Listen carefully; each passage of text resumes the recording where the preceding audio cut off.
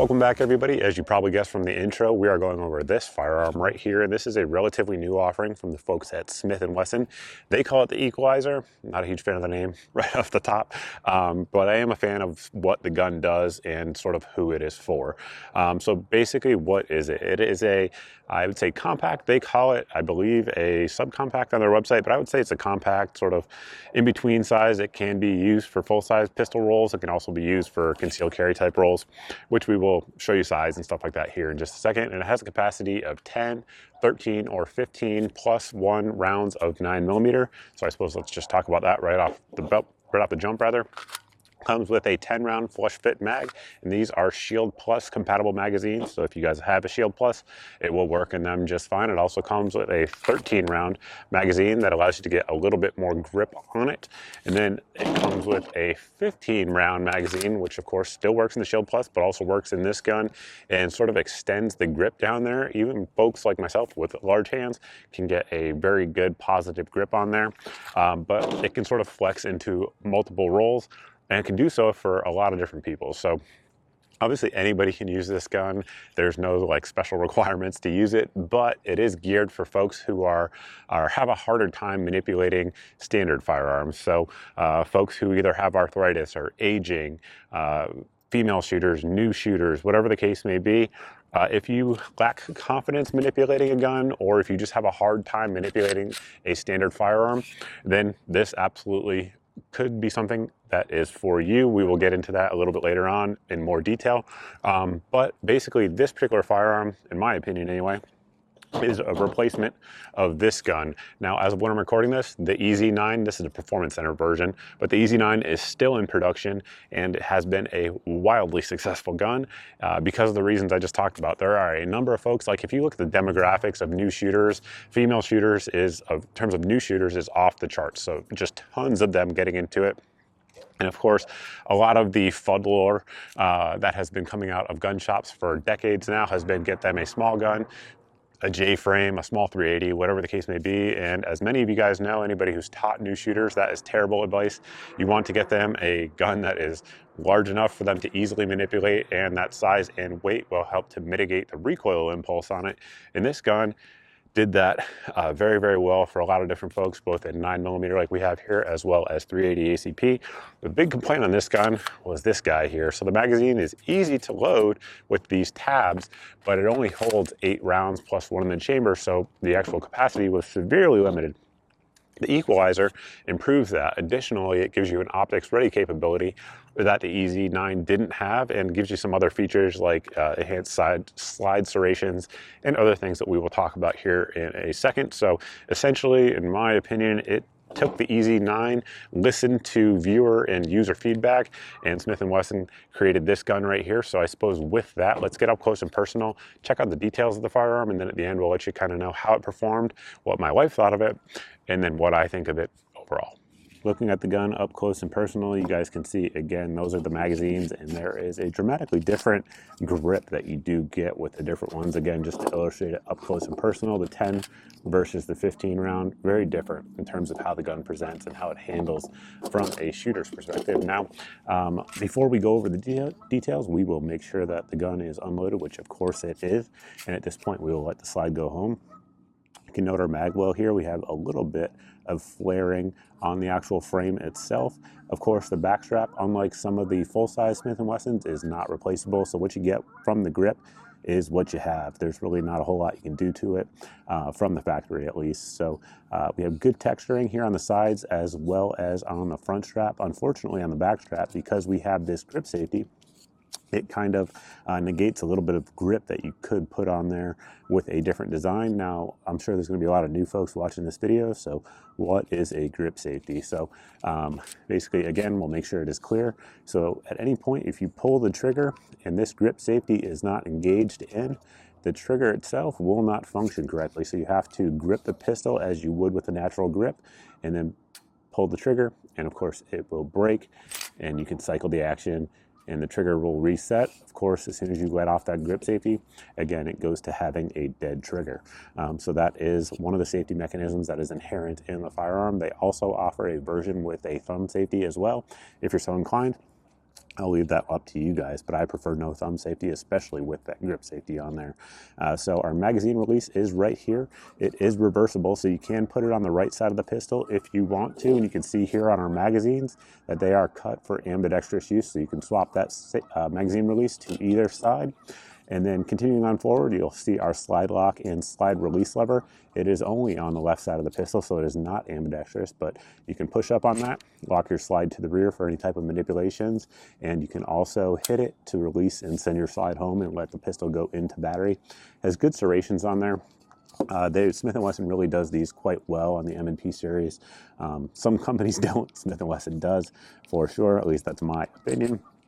Looping onto the trigger itself, you can see on the back of the frame there is an over travel stop, so that will help. But unlike a lot of other pistols, it does not have a little dingus out there on the trigger, which is a safety feature for striker fired guns, because this gun, of course, is internal hammer fired, and that is one of the ways they make the slides so easy to manipulate, because you don't have to overcome the pressure from a striker like you would on a gun like this.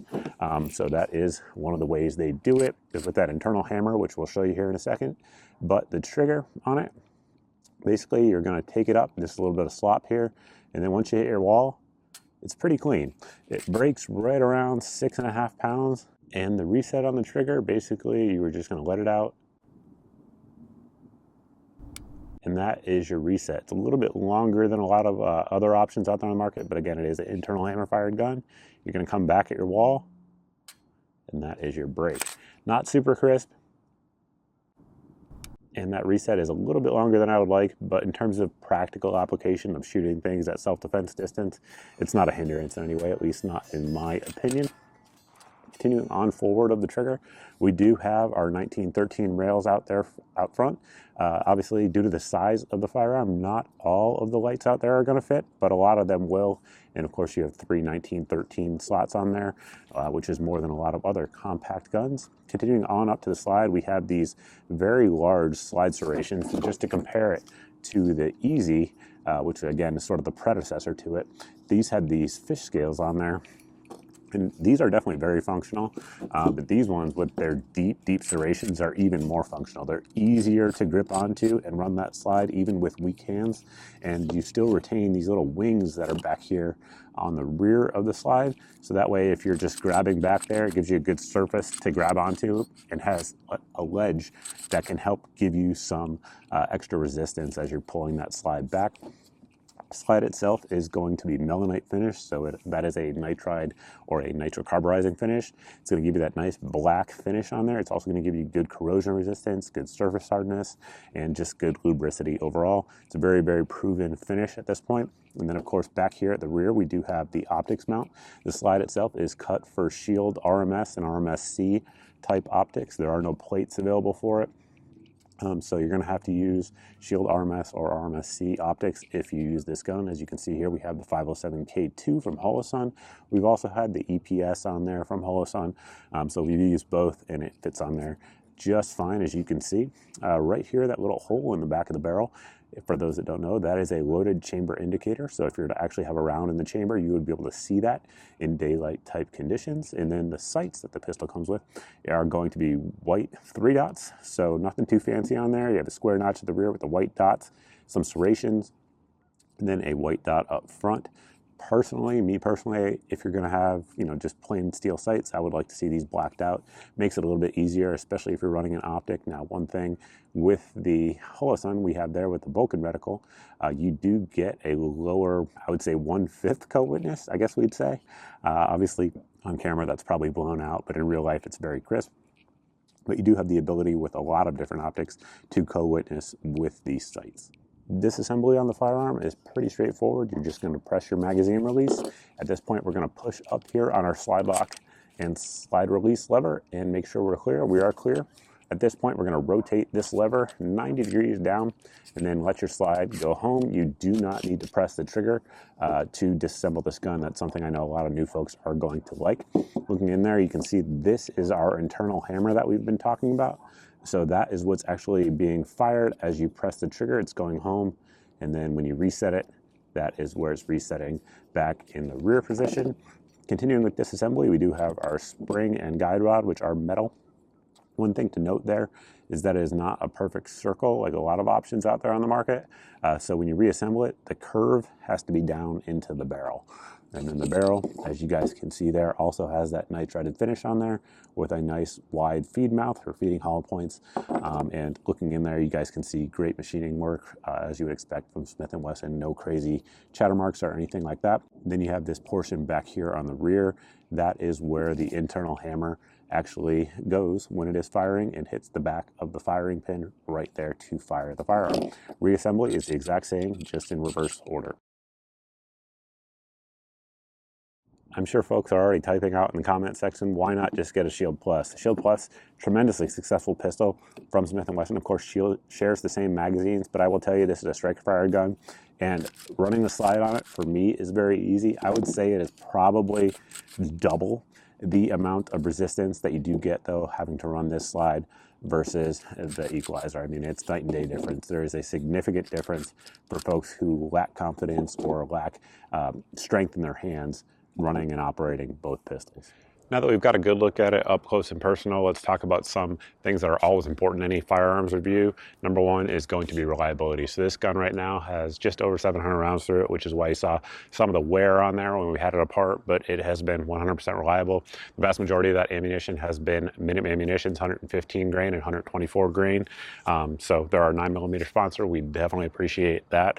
And additionally, we ran some normal 108 grain all copper hollow points through it, as well as some Winchester Silvertip 147 grains. Got some 124 grain XTP in there. AAC, we'll see how it does.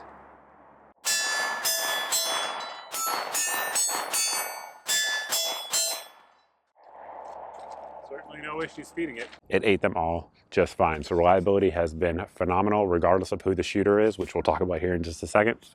I do like the optics ready version of it, and of course in terms of cost, Smith & Wesson as a general rule gives you a lot of gun for the money, and I do believe that right now the MSRP on this is $599, but street price you can find it somewhere in the $450 to $475. So for the features you get and the reliability and the lifetime warranty and all the things you get with Smith & Wesson, I think it's a pretty fair price, and I think it's going to be attractive to a lot of folks, particularly with an optics ready system, 3 magazines, etc. I should also mention that for those magazines, they do include a Lula loader with it, and Lula loaders, for anybody who doesn't know, make it very, very easy to load magazines. So one thing with the Shield Plus mags, they're a little bit harder to load than the Easy mags were, and that Lula will definitely help make up for that. Now, let's talk about other people shooting it and what they thought about it. So I had my mother-in-law as well as my wife shoot this firearm. Those of you guys who are longtime shooters know that my wife shoots guns about once a year at most. She just comes out to the range just to shut me up, and I hand her a bunch of guns. She shoots them. This one is one that she shot, and just for reference, she carries, her everyday carry gun is a Smith & Wesson Shield 380 Easy, so she's very familiar with this type of firearm. And from what she reported, she wasn't a huge fan of it, and what she reported was, I don't know if she said this on camera or not, we'll roll in the footage if she did, but what she reported was, right here, this grip safety, it felt like it was kind of like beating up her hand.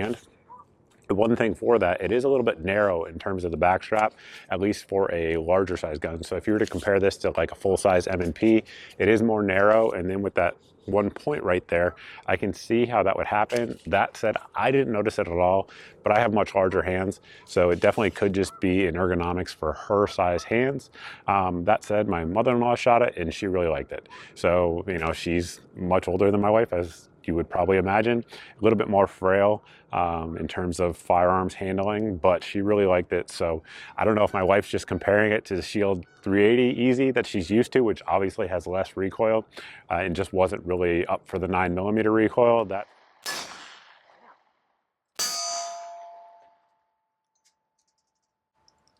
What's the difference in that one versus the grandma, other chick grandma gun? Different caliber. Yeah, I definitely like the 380 better. This is a 9mm. I like the 380 way better. Why? This one, I feel like the kick's more, and so I didn't have nearly as much control. It's like, even like, I'm doing my damnedest to, like, you know, like hold it, and it still goes. And so it's like I'm having to be really forceful more with that. I didn't feel as accurate.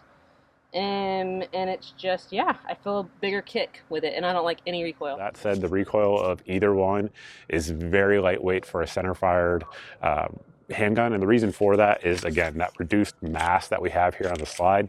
They were able, Smith & Wesson was able to reduce that mass by the things that we talked about with the internal hammer and the other design features of the firearm. So I don't think it's that bad, but I also want to give you somebody who's not me, or that perspective, rather. So again, my wife is not an experienced shooter at all. She didn't like it. She didn't like that grip safety, the way it felt in her hand. But again, for me, I haven't noticed it at all. In terms of accuracy, the gun is extremely accurate. We had a target out at 70 yards, and even my wife, again, who's not a great shooter with a red dot, was able to ring it with no problem. So in terms of accuracy, very, very accurate. Reliability, we already talked about that. We talked about price point. And what do I think of it overall? Like I kind of intimated throughout the review, I think there's a lot of people who are going to like it. It's probably not going to be for everyone. Folks who are, you know, extremely arthritic or something like that may have a harder time with the recoil of the 9mm for longer range sessions. That said, I don't think this gun is really designed for folks who are going to have long range sessions, if that makes sense. That said, I do think that it would be a good idea for Smith & Wesson, if they're watching this video, which they probably are, for them to consider making this gun in a 380 as well. I think that some folks who are really recoil sensitive, like my wife, for example, would probably prefer to have this in a 380 with the same capacity that we have, the 15 rounds. 380, obviously, a little bit less punch, a little bit less energy than you have with 9mm, but in my opinion, still a capable self-defense round. And I think it would be a good option for folks, particularly to have an optics ready, easy to rack type system. I don't know of any others that are out there on the market. So if it came to market, it probably would be something that a lot of folks are interested in. I think that's really it in terms of the pistol. I liked it. I had no issues with it. And I think a lot of folks, sort of like other guns that we talked about, like the EZ9 and the EZ380, I think a lot of folks invest their egos in firearms. And if that's not you, if you're a newer shooter, even if you don't have a hard time manipulating slides, just the easy nature of the firearm might make it something that you want to look at. Like if you go to rental ranges and you're not really proficient with firearms, I would take a look at these for sure. I think you might find that you like it, even though you might not be the core demographic for it. So I think that's pretty much it. If you guys like this video, definitely hit the subscribe button if you haven't already done so.